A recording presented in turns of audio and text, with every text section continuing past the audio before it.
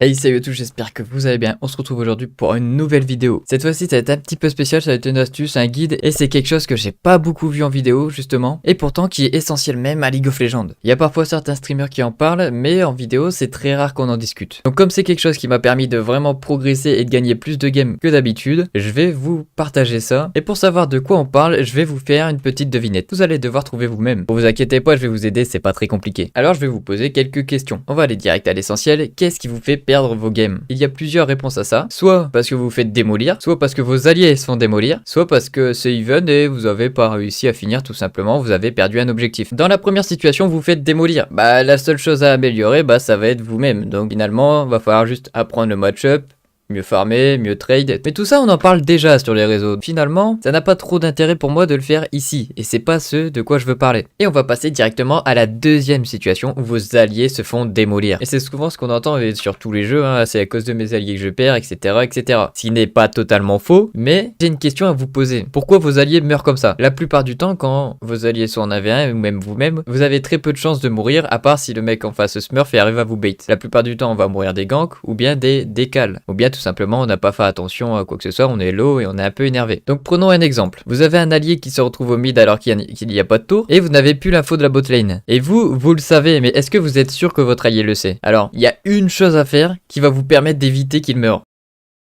Et la réponse est très simple, comme je vous l'ai dit. Ça va être les pings. Et ce dont je vous parle depuis tout à l'heure, ça va être tout simplement la communication. Comme je joue moi-même ADC et que j'ai pas trop d'impact en début de partie sur toute la game, la meilleure chose que je puisse faire, c'est quand même avoir une bonne vision de jeu et de ping mes alliés quand c'est dangereux. Donc on va voir dans cette vidéo les principales choses à savoir pour bien ping, comment ping, quand ping. Il y a bien sûr plein de situations différentes et c'est à vous de savoir comment communiquer. Alors je vais vous poser une question. Est-ce que dans vos games, vous pingez beaucoup? Si la réponse est non, c'est une erreur. Tout simplement parce que c'est l'une des façons les plus simples de se coordonner avec vos alliés et de montrer ce que vous voulez faire. Et pour commencer, on va donc parler de la roulette de ping. On en a 4 nouveaux, mais les plus importants restent les mêmes. Le repli, l'aide et j'arrive. Tout simplement, le repli, ça va être une situation de danger. L'aide, tout simplement pour demander de l'aide. Et le ping, j'arrive à utiliser pour annoncer tout simplement votre déplacement. On a bien sûr les pings attirez-le, tenez la zone, à l'attaque et avancez. Bon, on utilise peut-être plus attirez-le et à l'attaque. Ça va être beaucoup pour annoncer un fight et celui-là, tout simplement pour faire un bait. Bon, il y a quelques personnes qui l'utilisent de façon malveillante ces deux-là, mais la plupart du temps, on va quand même essayer de faire en sorte que ça aide à l'équipe. Et la plupart du temps, on va quand même essayer que ça aide à la communication plutôt que d'essayer de dire à quelqu'un va te foutre en l'air en fait. Premier conseil que je peux vous donner qui est très très important, c'est de mettre des raccourcis pour utiliser vos pings. Ça va vous aider grandement à les utiliser plus rapidement, plus souvent. Et tout simplement vous aurez plus de chances de pas rater votre ping parce que ça peut arriver de rater un ping. Quand on veut dire de faire attention, ça peut arriver sans faire exprès de mettre un bait et du coup l'équipe comprend pas trop ce que vous faites et surtout ce que vous voulez faire. Parce que l'avantage de mettre un ping, c'est comme ça votre équipe va savoir ce que vous allez faire et pas va attendre que vous faites un truc pour le faire. Donc ils seront préparés à votre action tout simplement. Puisque si vous savez pas ce que vos alliés font, vous allez devoir attendre qu'ils fassent la chose pour savoir ce qu'ils font en fait. Alors que s'il y avait un ping, vous aurez pu anticiper et vous mettre sur le même timing. Et c'est ça qui est très important sur League of Legends. Lorsqu'on est sur le même timing, on est beaucoup plus fort que lorsqu'on est séparé et en décalé. Donc moi je peux vous conseiller le ping attention et le ping j'arrive. Ça va être les deux plus importants. C'est les deux que j'ai moi sur ma souris pour le coup. Sinon j'ai la roulette sur ma touche contrôle de ma souris. J'ai 3 boutons donc c'est un peu mon avantage. Mais mettez au moins ces deux là. Alors quand est-ce qu'on utilise ces pings? Là c'est la vraie question. Le plus souvent possible, n'hésitez pas à vraiment ping tout le temps. Sauf si c'est à but malveillant ou bien de répandre la haine. Utilisez-le surtout sur vous, sur votre lane, et quand ça vous impacte vous. S'il se passe un fight au top et que il y en avait un, vous voyez que c'est close et que c'est assez bizarre, n'essayez pas trop de ping, même s'il est en 2v1, peut-être que ça peut le déconcentrer et pourra l'empêcher de récupérer un autre kill. S'il est déjà en combat, n'essayez pas trop de ping, c'est vraiment quelque chose qui peut déconcentrer les joueurs. C'est pour ça que certains désactivent même le son des pings parce que ça déconcentre énormément. Tout ce qui m'a permis de monter et de progresser, ça va être tout simplement lorsque je vais aller chercher des wards, lorsque je vais ping pour de l'aide pour aller warder, etc. J'ai complètement raté ma ward. Ou bien lorsque je veux checker un bush, quand je veux faire attention parce que j'ai pas la vision, je sais pas, peut-être qu'ils sont dedans. Par exemple, tout ça en fait.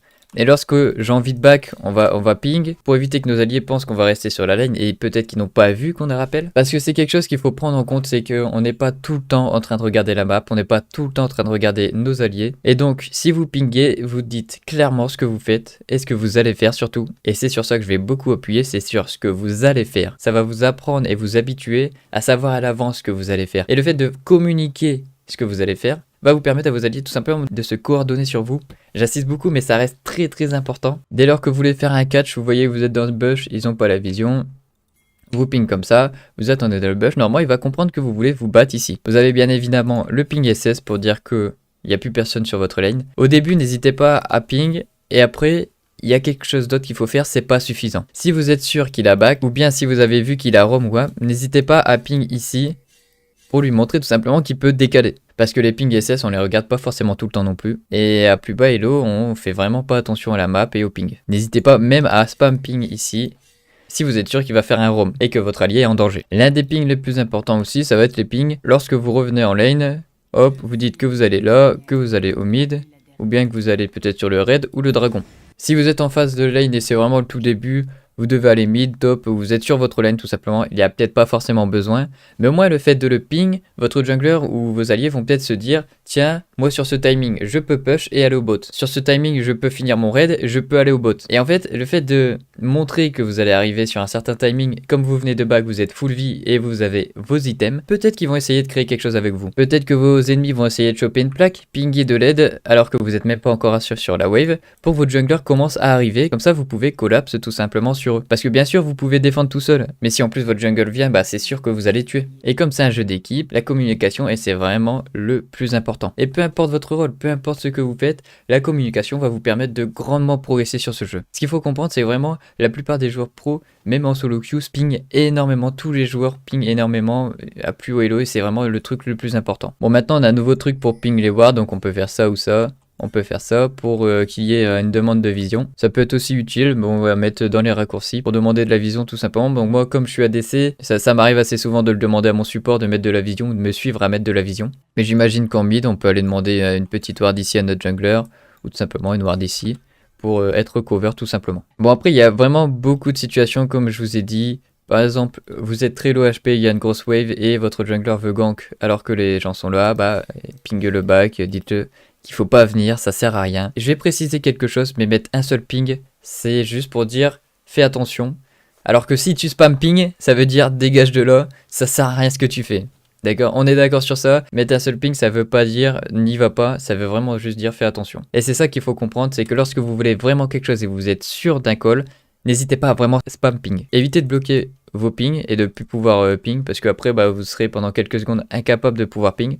Essayez d'en mettre peut-être 4-5, je sais pas c'est combien pour avant d'être bloqué. Alors je vais compter 2, 4, 6. Donc après 6 pings, donc vous pouvez mettre 5 pings. Tout simplement. Mettez 5 pings, attendez, et vous pourrez encore en remettre. Et il y a un autre ping qui est assez souvent utilisé à plus haut elo, mais qui est très peu utilisé et qui est plutôt rare. Ça va être le ping de cible qui va vous permettre d'avoir un focus. Et ça, c'est très très important si vous avez la connaissance de qui il faut focus. Et le plus important, parce que à plus bas elo, la tendance, ça va être de focus le support, de focus les gens qui sont les plus low, les plus proches, etc. Et on réfléchit pas forcément à est-ce que si on n'était pas à 5 sur le même, ça serait plus facile de gagner un fight. Et évidemment que la réponse est si. Donc pour utiliser ce ping, il suffit d'appuyer sur votre touche pour sortir la molette. Et vous cliquez sur la cible que vous voulez. Si par exemple ici vous êtes dans la situation où le dragon est plutôt low, hop, on met un petit wall, on focus ça et après on va se battre. Si évidemment il y a le jungler et c'est quelqu'un qui est assez one-shotable et que vous êtes 3, hop, vous pingez le jungler. Si le dragon est déjà fait et que l'ADC ou bien un carry est assez facile d'accès, hop, on va focus celui-là.